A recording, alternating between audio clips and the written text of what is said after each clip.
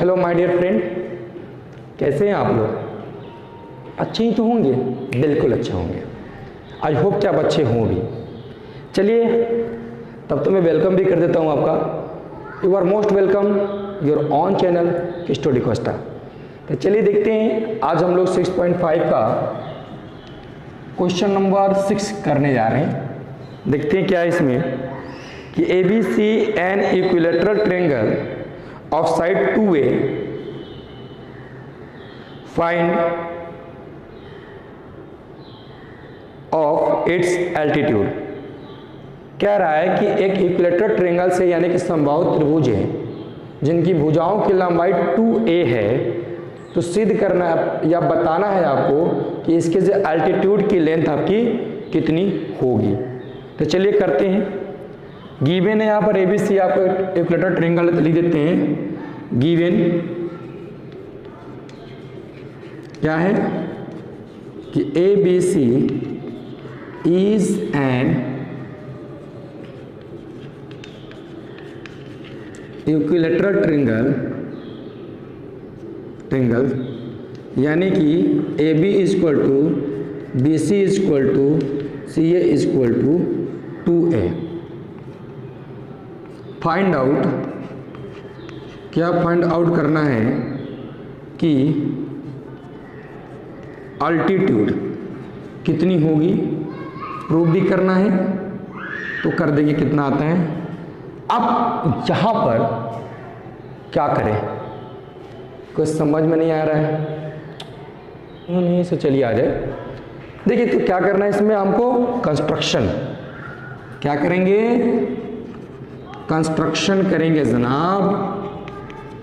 और क्या करते हैं, देखिए यहां से परपेंडिकुलर लाइन ड्रॉ करते हैं D, यानी कि AD परपेंडिकुलर BC। क्या किया? खींचा, ड्रॉन। इसको पहले लिख दीजिएगा, कोई दिक्कत नहीं है। यहां पर हमने खींच दिया। ये कितना है आपको? 2A। ये मैं नहीं कह रहा हूं, ये कह रहा है। तो यहां से ये कितना हो जाएगा? A, ये A और ये हो जाएगा 2A, ये हो जाएगा अल्टीट्यूड। तो आइए प्रूविंग देखते हैं, सिद्ध करते हैं, सॉल्यूशन देखते हैं। हम यहाँ सॉल्यूशन लिखते हैं कि अल्टीट्यूड फाइंड करना है, ठीक है। तो सॉल्यूशन लिखते हैं। चलिए, AD perpendicular BC, therefore ADC is an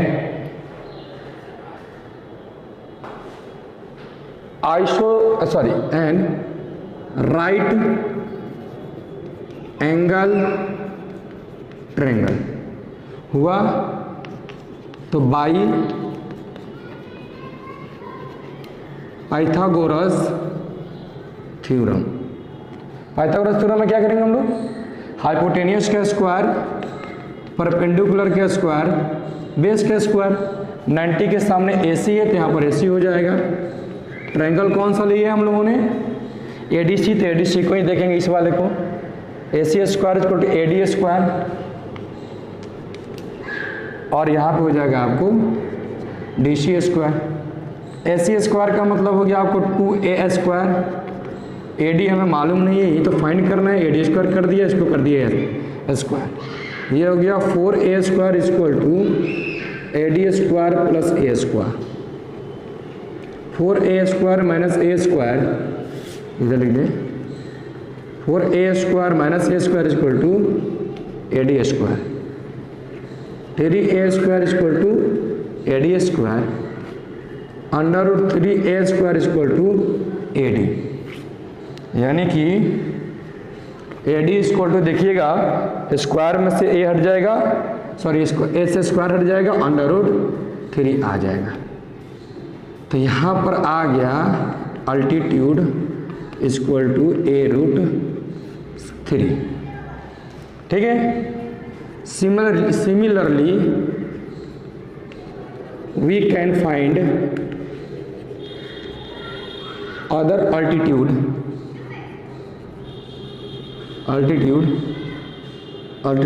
same या इक्वल। प्रूव हो गया।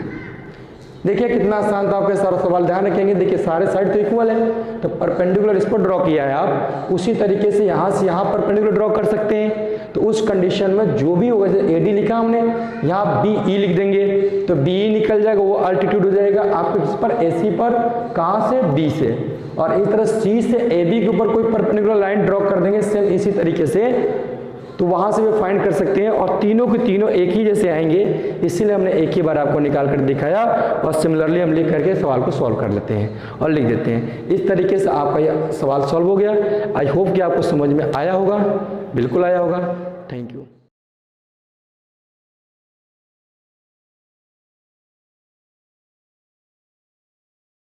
हाजिर हूँ आपके सामने लेकर के NCERT की मैथ क्लास 10th की एक्सरसाइज है आपका 6.5 एंड क्वेश्चन नंबर 7 लेकर के आए हैं। चलिए देख लेते हैं क्वेश्चन में क्या कहा गया है, फिर इसको सॉल्व करेंगे हम लोग। क्वेश्चन में कहा गया है कि prove that the sum of the square of the sides of a rhombus is equal to the sum of the square of its diagonals. Hindi में इसको कैसे कहेंगे, देखिए लिखा है कि सिद्ध कीजिए कि एक समचतुर्भुज की भुजाओं के वर्गों का योग उसके विकर्णों के वर्गों के योग के बराबर होता है। तो इसको प्रूव करके दिखाना है, वो भी पाइथागोरस के थ्योरम से। तो चलिए देखते हैं, बहुत ही आसान है, बहुत ईजी है यार, जलेबी की तरह टेढ़ी नहीं है।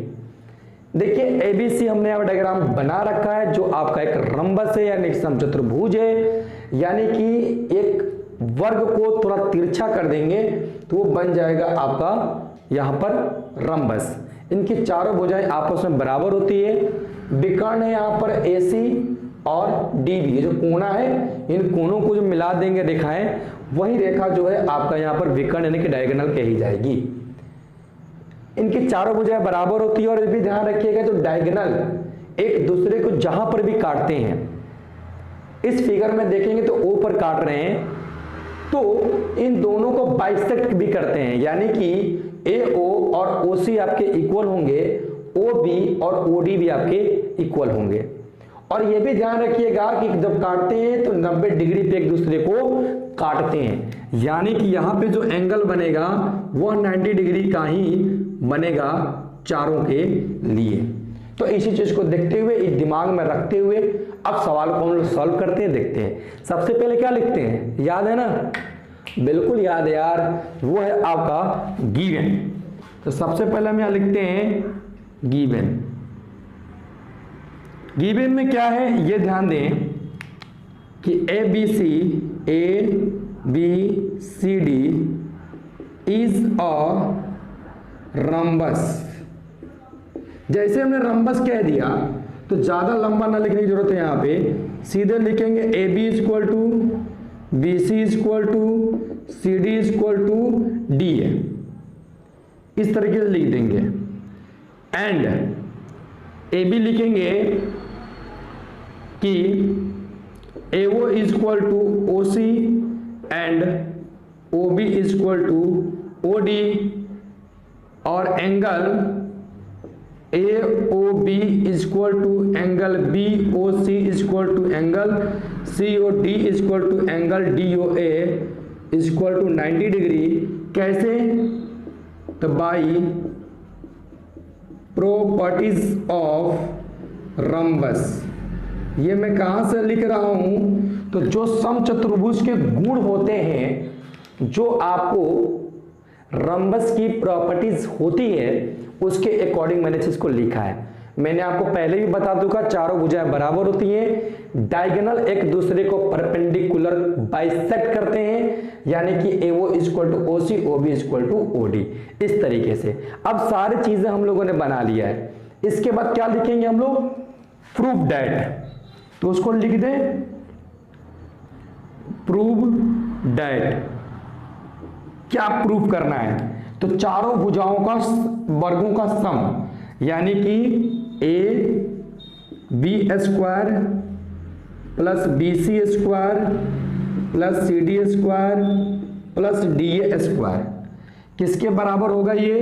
डायगोनल के वर्गों के, यानी AC square plus BD square. ये चीज हम लोगों को अब यहां पर प्रूफ करना है।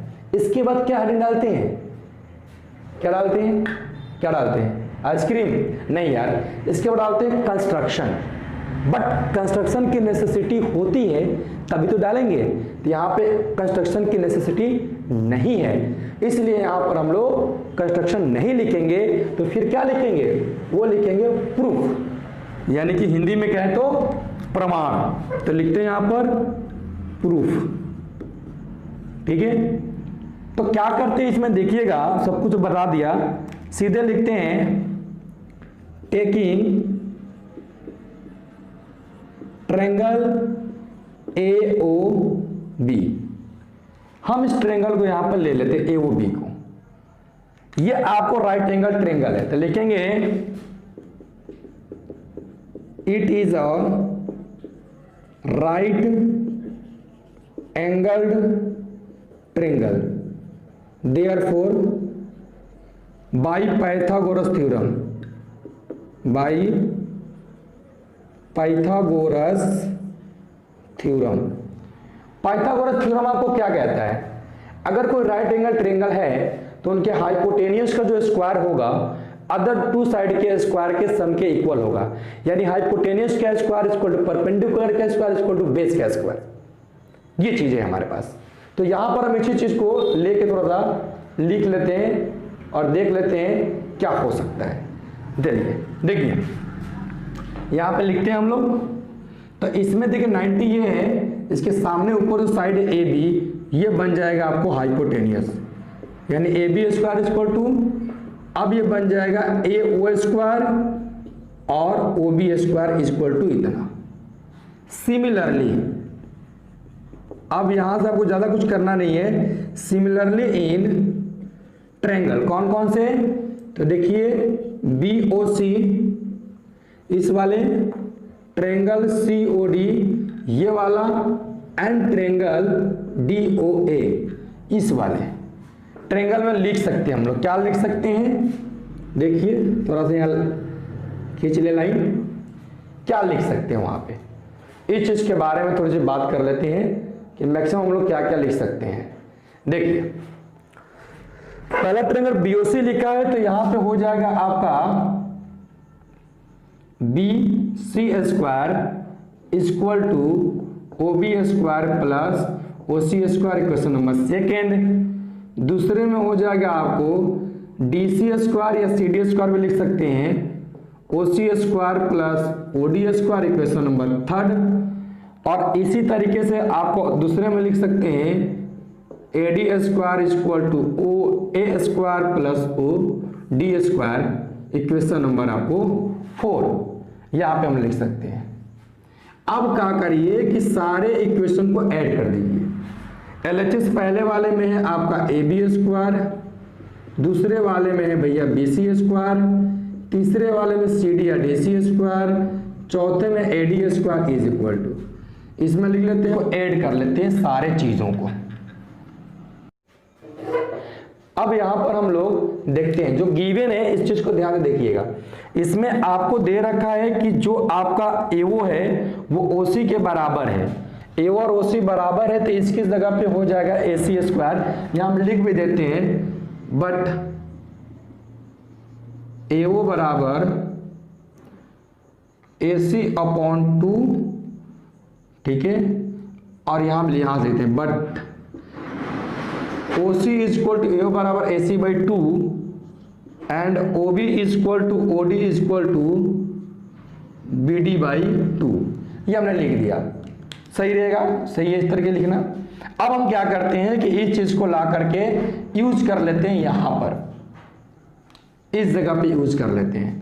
तो देखिएगा आगे बढ़ते हैं, इससे 2 AO की जगह पुट कर दें AC बाई 2 का होल अप स्क्वायर। आइए OB यहां पर है, तो इससे पुट करते 2, ये ऑलरेडी है, और OB की जगह पे BD अपॉन 2 का होल अप स्क्वायर। OC की बात करें, OC आपको AC बाई 2 है, तो AC बाई 2 का होल अप स्क्वायर, आप पहले 2 लगाए तो उसको भी 2 यहां मल्टीप्लाई में लिख दें, फिर 2 इंटू ओडी की बात करें, ओडी आपको BD/2 है तो BD/2 का होल स्क्वायर कर दें। थोड़ा और आगे बढ़े यहाँ से, तो 2 इंटू, ठीक है, ये हो गया आपको AC²/4, ये हो गया 2 इंटू BD²/4, क्योंकि 2 और 2 ये 2 दूना 4 हो जाएगा, ये हो जाएगा बेटा AC²/4 इंटू 2, ये हो गया 2 इंटू BD²/4। ये काट दे, 2 2 जा 4, 2 2 जा 4, 2 2 जा 4 एंड 2 2 जा 4। AC हाफ ऐसे लिख देते हैं, AC²/2 plus AC²/2 plus BD²/2 plus BD²/2। थोड़ा यहाँ बढ़ जाती हैं, कोई दिक्कत नहीं है, उससे भी आप लोग समझदार हैं, कोई प्रॉब्लम नहीं होगी हमें लोगों को यहाँ पर करते हुए। तो चलिए देखते हैं, अब यहाँ लिख सकते हैं क्या चीज़ हम लोग, ये AC²/2 यानी कि ये बन जाएगा आपका AC² और ये बन जाएगा आपका BD²। आधा AC² है, आधा AC² है, आधा आधा एक हो जाएगा, इसलिए बन जाएगा। तो देखिए आपको आ गया ये चीज, तो देयरफॉर हमने क्या कर दिया यहाँ पर, अरे भैया हम लोगों ने प्रूव कर दिया, कितनी खुशी की बात है। ये देखो, तो AB² plus BC² plus CD² plus AD² is equal to आ गया हमारे पास ये AC² प्लस BD²। ये हमारा प्रूफ हो गया, अच्छी तरीके से यहाँ पर हम लोग प्रूफ कर चुके हैं। आई होप कि आपको समझ में आया होगा, नहीं समझ में आया होगा, हो सकता है दिमाग थोड़ा कमजोर हो, तो ये ध्यान रखिएगा, थोड़ी सी मेहनत ये करिएगा कि एक बार, 2 बार, 3 बार, अगेन एंड अगेन 2-3 बार जब वीडियोस को आप देखेंगे तो आपको आसानी से क्वेश्चन समझ में आ जाएगा। Thank you.